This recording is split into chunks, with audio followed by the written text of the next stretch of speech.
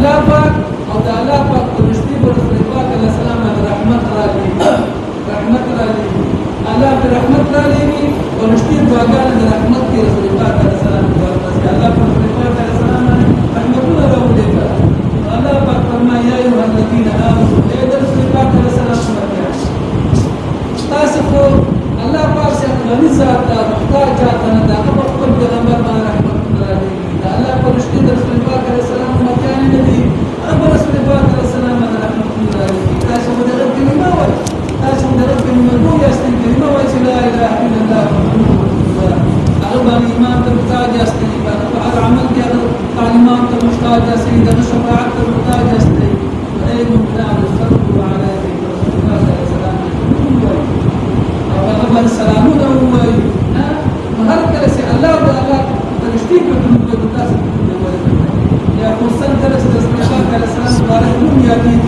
محمد صلى الله عليه وسلم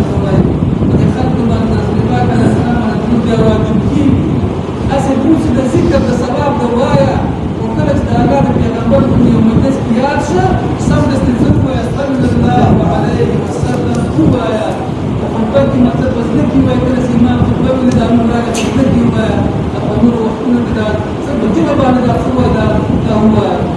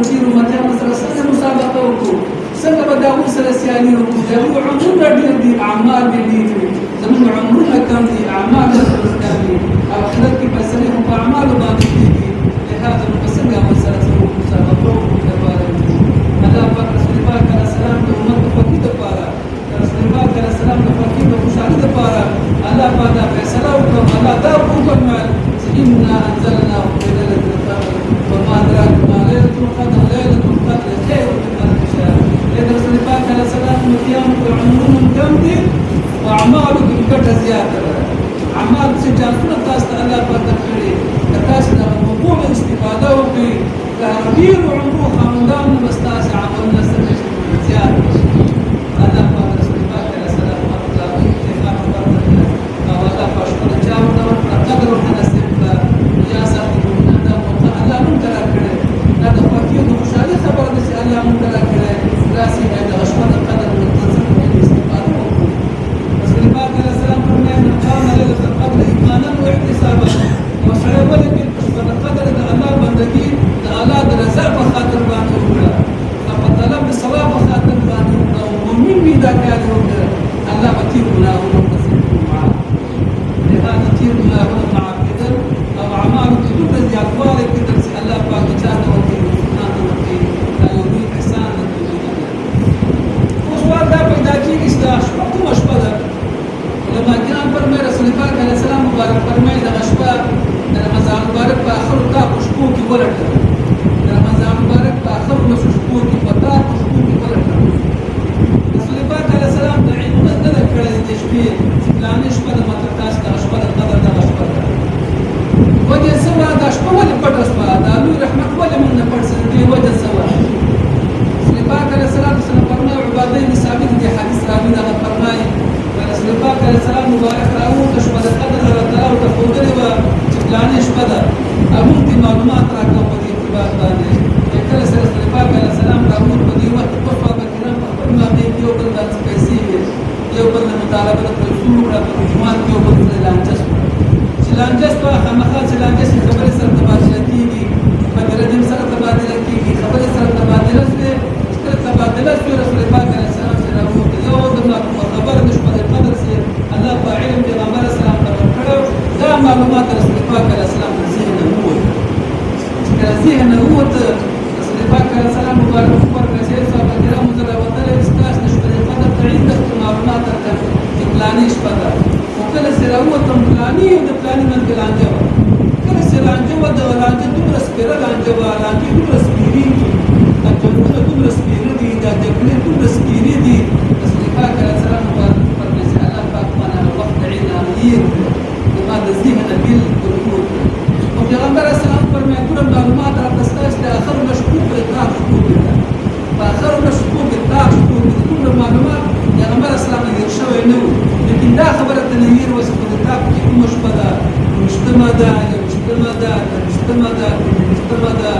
او دا مجتمع ده دا معلومات پیغمبر اسلام الله پاک وکړي هغه تاک شکوک معلومات الله پاک رسول پاک علیه السلام ته ذهن نه وباسل چې ذهن نه وباسل دې حدیث کې څو خبرې راغلي بیا پیغمبر اسلام اخر دوی فرمایي چې تاسو ته پته دي چې د قدر په قواله کې خیر وي چې د قدر په قواله کې خیر وي څنګه شوی قدر په قواله کې خیر وي په دې معنا سره خیر وي تاسو په خپل باندې ګورئ چې د میاشت رمضان مبارک ټول مبارکه میاشت ما واستم په درازه کې نیمه کې تقریبا او کې تراویح کېږي زموږ د جامع جمعه تقریبا د نیم سم خلک تراویح کوي دا لاټ کړي دې ممکن څوک استفاده نه کوي دې ممکن اخر د بازارو کې ناس ته دې نو ناس ته ساده راځي کې ناس ته په ټول طرف کې ناس لهذا په دې کې یو حکمت دا او چې په قدر معلوم وي چې بدبخت خلک وو د شپې قدر به نه کوي د شپې قدر څه نه کوي شپه معلوم وي بیا قدر نه کوي د سړي لپاره په سبب د کوبر وي دا پاک نه وو چې اخرت کې د رسول پاک علیه السلام متیان ایمان الناس ځکه الله په داش په څنګه ورته پټ په وخت ستا چې خلاصتا په دې یخ موسم کې وګورئ په دې کې چې څه کان ستاسو نه وکړه سره ما ته پلانې او پلانې دا کسانه ته څه وګورئ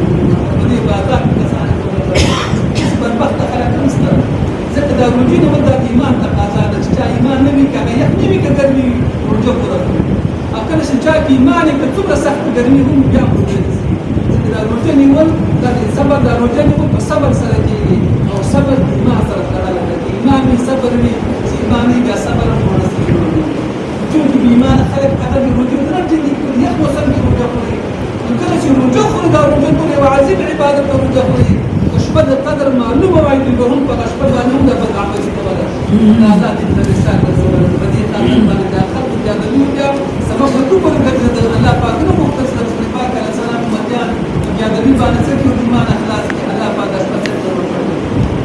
ورته خبره ورته د الله پاک په سړي په نیتونو کې مسلمان سي هر شپه د الله پاک باندې په دې نیت باندې کې چې د شپه کې د څو شپو د څو رمضانو د څو شپې قدر الله تعالی اجر ورکوي. فیصلې خو په نیتونو باندې عمل خو فیصله نه کېږي، په نیت باندې فیصله کېږي. هر مسلمان چې هغه کېږي هره شپه واړه چې مطلب څه وکړم دغه شپه کې د الله بندګي ته برخه ورکړم، که ټوله شپه نسم ورکولی څه حصه ورکړم، په دې نیت باندې الله بندګي وکړه. دغه شپه د قدر هم نه وي، دغه مسلمان خو دې د قدر ورته کړی دی. الله تعالی به د مسلمان د نیت موافق باندې څه وکړي، د نیت په اندازه به الله تعالی فیصله وکړي. الله تعالی به یوه شپه د قدر نه ډېره شپې به الله تعالی د قدر وګرځوي. الله تعالی به دې بدر ورکړي. نور هم ډېر زیات حکمتونه پکې شته د شپې قدر پټوالي کې. رسول پاک علیه السلام د حدیث په آخر کې وفرمایل شاید چې تاسو د دنیا شپې د قدر په پټوالي کې ځي ورخېږي. بله خبره دا مونږ ته ښکاره شوه چې اشنا دا جنګ او جګړې ډېرې سپېرې دي، جنګ او جګړې ډېرې سپېرې دي. یوه خبره ګوره ځان سره یاد ساتي، دا ګناهونه ګوره دوه قسمه دي، یو صغیره ګناهونه او بل کبیره ګناهونه. دا صغیره ګناهونه که توبه ونه باسي نیک عمل وکړي هم دا صغیره ګناهونه بخښل کېږي. د جمعې ته راغلې په جمعه کې د جمعې لمونځ دې په اخلاص سره وکړه، د تېرې جمعې د تېرې هفتې پورې دا ټول ورځې دا تېره شوي دي، ټول ګناهونه صغیره الله بخښي. رسول پاک علیه السلام مبارک فرمایي زیات درې ورځې نور زیات هم الله تعالی هغه سره نور احسان کوي. دا یاد ساته په جنګ و جګړو کې ګوره صغیره ګناه نشته، جنګ و جګړه کې ټول معامله کبیره ده. جنګ معاملو کې کنځل پکې کبیره ده، غیبت کبیره ده، تهمت کبیره ده، لاس ګزار کې څه شی دی وروره کبیره ده، زخم جوړول څه ده کبیره ده، قتل کبیره ده، رشوت ورکوي اکل کبیره ده، دروغ وایي کبیره ده، کینه ورته ساتي کبیره ده، حسد ورسره کوي کبیره ده، کندې ورته باسي سبا کندې ورته باسي په کندې کې راخطا څه شی ده کبیره ده. تقریبا د یو جنګ سره یولس دولس دیارلس څوارلس پنځلس څومره ګناهونه چې د ګناه نه پېښېږي، د یو جګړې نه پېښېږي، دا ټولې ګوره کبیره په دې کې له سره څه نشته وروره څه نشته، صغیره مغیره نشته. دا فکر مه کوه چې په روجو به الله تعالی بخښنه وکړي، په روجو به الله تعالی بخښنه وکړي. کبیره به خامخا توبه باسي، کبیره کې به خامخا توبه باسي، الا من تاب وآمن وعمل. هر ځای کې چې الله تعالی کبیره ذکر کړې د هغې د مغفرت لپاره الله پاک د توبې ذکر کړی، کبیره کې به توبه باسي بیا به ذکر. او دا صغیرې په دې روجو باندې، په دې لمونځونو باندې، په نیکیو باندې، صدقو باندې صغیره څه کېږي وروره نه بخښل کېږي. صغیره کې قسمونه دي، بعضې صغیرې غټې دي، بعضې لږ صغیرې دي، بعضې بیوشي بخښل کېږي، بعضې بشي بخښل کېږي. په جنګ و جګړو کې څه شی نشته کبیره ګوره صغیره پکې نشته. دا ټول څه دي وروره کبیرې او کبیرې دي، چې هر کله کبیرې دي نو جنګ و جګړو ناشنا ډډه. رسول پاک علیه السلام مبارک فرمایي روژه د مسلمان دپاره ډاډ ده. ډاډ څه معنی ډاډ ده؟ دا معنی چا سره جنګ کوم څه وکړې زه ورته په دې باندې څه نشم کولی، مهرباني وکړه ما معاف کړه. د جنګ کې زه جنګ ونه نشم کولی، الله دې وکړه جنګ ونه نشم فکر ورسې. په دې کیم کې یو کس و چې کیم کې یو کس و قصاب و وکې چاته ورکړې وه، په خپله هغه وخت سره ودرېدم، وکې چاته ورکړې وه، بیا سړی راغی وکه مې بېکار وه، هغه سړی راغی ډانګي سره ورته راغی. د به هغه ماشوم ته څه بده خبره کړې وه، ماشوم وکې ورته راوړې وه، بیا د قصاب ته ورانه خبره ورته کړې وه کړې وه. بیا هغه سړی لاړ نو خلک ورته په درې کسان جنګ لپاره راغلل، ډانګي په لاس کې ونیولو. چې کله راغله قصاب ورته وویل چې اشنا ته خبره چې زه ورځي نو پخوانی سړی کېږي اوس پخوانی سړی وایي تاسې به زه پورې لیدلی یم چې څه پېښېدل. اشنا اوس جنګ بس نه لرم، مهرباني څه چې وایي ویې وایي نو په دغه هفته ځای راسي ته په هغه ساړه کې چې ورته ولاړ فکر ته ورغلم اسلام سلام. نو د مسلمان د عاجزي اقرار وکړي چې اشنا زه پخوانی سړی نه یم چې زه بیا دې کولی شي تم دا خبره وکړي چې اشنا ما روژه نیولې ده او ته غواړې جنګ را سره یو څه جنګ ته برابر نه یم. ته څه وایې ویې وایه خپل تش قانون مخه دې ته لاړ سره زه ګوره جنګ ته اماده نه یم. دا د رسول پاک علیه السلام وینا ده که چا په روژه کې جنګ سره کول څه ورته وایي چې اني انا صائم، زه ور روژه یم، زه جنګ ته برابر نه یم. که ته جنګ را سره کېږي څه له کوم روژه جنګ سره نه. دا د مسلمان کار د روژه د مسلمان لپاره ښه ډال ده. جنګ نه به ځان ساتي، د شیطان نه به ځان ساتي، د جهنم د کوره به ځان ساتي. مسلمان لپاره روژه څه ده ګوره ډال ده، په دې باندې به ځان ساتي. لهذا خبر دا شوه په روژه کې جنګ او جګړې کول، فسادونه کول او کنځلې کول او بدرت دا شی کوي څه نشي وروره تکرار نه شي. د دې خبرې نه څه کول پکار دي، ډډه کول پکار دی چې په میاشت رمضان مبارک کې د اخري لشتې کوچ کې دا قدرمن شپې وي په دې شپو کې الله یو شپه پیدا کړې دغه شپې د شپه د قدر وایي الله پاک په کار د شپو کې مقرر کړې دغه شپې تعین الله پاک چاته نه ده ورکړی چې فلاني شپه ده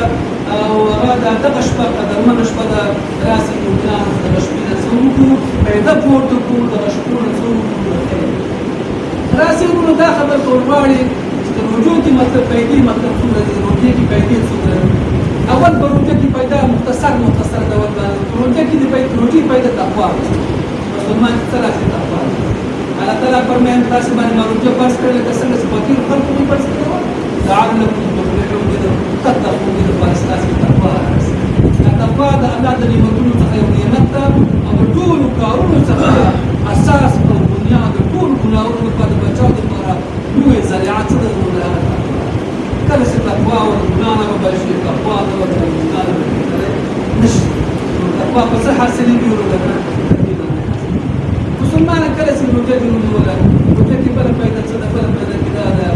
چې الله به د ټولو ګناهونه معاف من صام رمضان ایمانا واحتسابا غفر له ما تقدم من ذنبه روژه د الله د رضا په خاطر ونیوله الله به ټول ګناهونه درکړي ټول ګناهونه به محتاج دي چې ګناهونه الله لهذا الروژې سره ګناهونه څه کېږي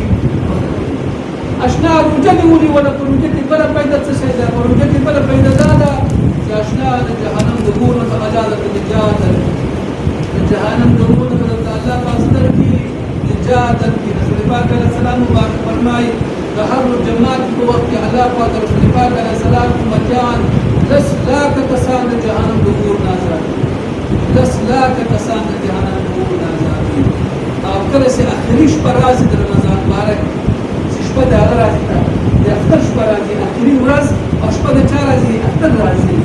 څومره چې الله پاک خلک آزاد کړي په دې ټول میاشت کې په ټول اندازه باندې الله پاک هغه شپه په سر کې ورته آزادوي لکه مطلب 3 لاکھ کسان الله پاک 300 لکه کسان الله پاک ټول میاشت رمضان مبارک کې اسلام آزادوي په آخر شپه کې بیا ورته ټول 300 لکه ټول الله آزادوي ټول دا د نجات شپه ده میاشت رمضان مبارک روژې د نجات د جهنم د اور څنګه د اور مسلمان په دې باندې ځان خبره کړه د روژهدار سره په خوراک حساب نه نه رسول پاک علیه السلام مبارک فرمایي روژهمات کې چې څومره خوراک کې پښمني په وخت څومره خوراک کوي نو کسان یو پښمني والا یو روژه ماتونکی والا دوه یو هغه کس چې د مسلمانو سرحدونه هغه څوکیداري په هغې باندې مسلمانو سرحدونه ساتي یا په مسلمانو مجاهدینو باندې څوکۍ کوي پیردار چې څومره خوراک کوي مطلب چاپېري د شپې خوراکونه د دې سره د خوراکونو حساب دې سره خوراکونو حساب دی روژهدار سره د خوراکونو حساب دی دشمني کې خوراک دی حساب د سره دی دا د روژې څه د فضیلت د روژې بل بهتري او فضیلت دا ډولونه چې رسول پاک علیه السلام مبارک فرمایي د جنت 8 دروازې دي په دې 8 دروازو کې یوه دروازه ده هغه باب الریان سیراب دروازه ده سیرابي دروازه سیرابل څه معنی تګي ته شروع کې خلک پلان دي سیراب معنا د تند متذکر ورهم کړه جنت په دروازو کې و دروازه ده کې باب الریان ریان دروازه ریان معنا د اوبو ته خړو کېدلو دروازه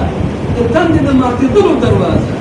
کله چې جنتیان روزدار جنت ته داخلي تګي وي کله چې تګي وي او کله چې په دې هغه باندې ورځي څو ته مستقله دروازه په دې دروازه باندې عاجز ابدال شي نه کې ورها زکات ورکول کېدای شي نه پکې بل عمل کوم کېدای شي یوازې څوک بزي روزدار بزي دا روزدار یوازې خاص دروازه کله چا نه پاتې کېږي روزدار نه پاتې کېږي دا دروازه بل چا نه پاتې کېږي ثواب وردا على هر چا سره معامله په حساب باندې کوي په مقدار د عمل باندې الله تعالی وتعالى ورکړي او الله پاک روزدار د څنګه ثواب ورکړي الله پاک د پرشتو په لاس باندې نه ورکړي الله تعالی په حساب ورکړي ثواب یو صبر ته صابر ته الله تعالی په حساب ثواب ورکړي یو روزدار ته الله پاک ثواب سره ورکړي حساب ذکر وجود شي او عمل د خاص ته الله لپاره کېږي په دې کې نیا الله لپاره دا الله لپاره کېږي لهذا رسول پاک علیه السلام فرمایي چې الله تعالی په رسول فرمایي هر عمل کوونکی د په مقدار د عمل باندې بدله ورکړي خو الا الصائم روژهدار ته نه ورکړي. روژهدار روژه ما دپاره نیولې ده، زه به خپل ځان په روژه کې وکړم. روژهدار روژه ما دپاره نیولې ده، زه به روژهدار ته اجر په خپله ورکړم، په خپل لاس به ورکړم. دا څومره غټه خوشحالي ده چې مسلمان روژه ونیسي. الله پاک الله رسول پاک علیه السلام مبارک ټوله ورکړي. د هغه نه ماسیوه په روژه کې مسلمان په خپله باندې یو بدګویي راځي، بدګویي راځي. دغه بدګویي د خولې د غاښو بدګویي نه وي، دا معده چې کله خالي شي، دغه معده چې کله خلاص شي په خوله باندې یو بوی راپرېږي. دغه بوی چې د الله تعالی ته د مشکو د عنبرو نه بهتره، مشکو د عنبرو نه بهتره. آخرت کې به د رسول پاک علیه السلام امتیانو په دوه نښو باندې پېژندل کېږي. دوه نښې به یې دا وي چې د خولې نه به د مشکو د عنبرو وګرځي. بله نښه یې دا ده دا کوم اندامونه چې د روزمره پنځه وخته لمانځه لپاره وینځي، دا مخ او لاسونه او پښې، دغه بدنونه به پړک وي، دغه بدنونه به څه وي؟ پړک وي. د رسول پاک علیه السلام امتیان به نورې لښکارېږي هغه د رسول پاک علیه السلام. صحابه ورته پوښتنه وکړه یا رسول الله ته به خپل امتیان څنګه پېژنې؟ یا رسول الله خپل امتیان چې دا وروسته را پیدا کېږي او تر قیامته ورځې ته به ته څنګه پېژنې؟ پیغمبر علیه السلام ته فرمایي پېژنم دی که نه؟ وایي څنګه به پېژنې یا رسول الله؟ وایي ګوره چې یو رمه د اسونه وي، یو اس پکې داسې وي چې اشنا لکه تنده یې سپین وي، دا پښې سپینې وي، دا مخکې پښې سپینې وي، دا شاته پښې سپینې وي او دا مخکې نه تنده یې سپین وي او ټوله رمه تور اسونه وي او دا یو اس پکې څنګه دا رقم دی. مالک به خپل اس پېژني که نه د سړي اس دا رقم دی، خپل اس به پېژني که نه به پېژني دی که نه ځکه نښه کې ستا مخکې پښې سپینې دي، شاته پښې سپینې دي او مخکې څنګه ده وروره تنده یې سپین ده. رسول پاک علیه السلام فرمایي زما امتیان به دا کوم ځای کې چې دوی اودسونه کوي دغه وینې به پړک وهي، دا به زه لرې نه پېژنم هغه زما محمدي ده، هغه محمدي ده، هغه محمدي ده، زه به د ورانه دا خلک څه لهذا دا د روژې څه ډول خصایص دي، هغه فضایل دي چې الله پاک روژهدار ته ورته اجرونه ورکړي. راسي روژه به دې تېرېږي، که چا ونیولې هم تېرې شي او که چا ونه نیولې هم تېرې شي. نن ګوره په خپله باندې ژوند کې چې کوم کړي په دنیا کې چا سره د کو ثمره موږ لیدلې ده چې بد هم کړي، بدو انجام یا منتهی ده یا ورته انتظار. پلاني صاحب یې څه کړي دي خاموشو بیا به راسره کړي داسې لکه بد چې بد هم کړي یا د بدو سزا هم ګاللې ده یا د بدو د سزا په انتظار کې. په دنیا کې معاملې دا رقم دي، چا چې د آخرت معاملې ښې وکړې ښه بدله به یې وویني او چا چې بد وکړې بد انجام یې په آخرت کې. هغه اوس دا کوم معاملې دا ټول د الله عذابونه دي، دا زموږ ته خروار د خلکو د خبرداري لپاره دا دي. دا ټول ټیمونه د مسلمان د زیارت لپاره دي، د مسلمان لپاره دي. دا ټوله کړاوونه داسې کړي څومره حالات بیا منځته راغلي، څومره حالات راغلي، حالات دې ته ورسېدل. داسې خلک تربیه کېږي، داسې خلک تربیه کېږي چې هغه دې کې جنت ګڼي چې لاړه لنګه ښځه ستاسې مخه ډېر حیات دي. لنګوال چې په لنګه ښځه وي چې هغه لنګه ښځه د پاسېدلو نه وي، عاجزه د پاسېدلو نه وي او ته راځه هغې باندې ګورې راخله الله اکبر دې وایه او وجنې په دې نیسې مات په جنت راکړل کېږي چې په دا وجنې. داسې حد ته خبره ورسېږي، مسلمان حالت دې حد ته ورسېږي. موږ به څه کوو تفصیل به نور نه کوو، خبره دې ځای ته ورسېدله. لنګه ښځه چې اسیم په لنګوال کې مړه شي شهیده ده، لنګه ښځه چې په لنګوال کې مړه شي اسیم شهیده ده. ظالمه چې دا ټوبک پرې راواخلي بیا دې شهیده ده. شهادت د پاسه د شهادت ځان د غم تباه بس دا واړه ماشومان صغیر ماشومان وایي زر موقوفة سئلت بأي ذنب قتلت. اما کورم دا ماشومان الله راپورته دا تپوس به ترې کړي چې ماشومه چا ولې ووژلې، ماشومه په کومه ګناه چا ووژلې، تا څه کړي ستا د خلکو ووژلې. دې ماشوم نه به تپوس کېږي د قیامت ورځ. وایي زر موقوفة سئلت بأي ذنب قتلت. دې ماشومان به الله تپوس کړي د قیامت ورځ ماشوم ولې مړ شوې، چا مړ کړې، په څه یې مړ کړې. یا د خدای بندګانو مسلمان داسې حالت منځته راغلی څنګه به الله رحم نبي موسی باران د الله عذاب د وباګانې د الله عذاب. مسلمان حالت هغه چا د لعنت نشي دا تربیه ورته ورکوله ستا جنت ګټل لنګې ښځې وژنل دا د تباه کړې تربیې سره مسلمان به څنګه الله رحم موږ قیاس کې دا معاملې نو دې سره وغځوي راوغځوي دا ټول حالات زموږ ټول کار د خیر ده، زموږ مسلمان ټول کار دنیا کې د خلکو دنیا خلکو د اسلام دین د خلکو باندې الله دې ورته هدایت وکړي. خبره مو دا ده چې راسي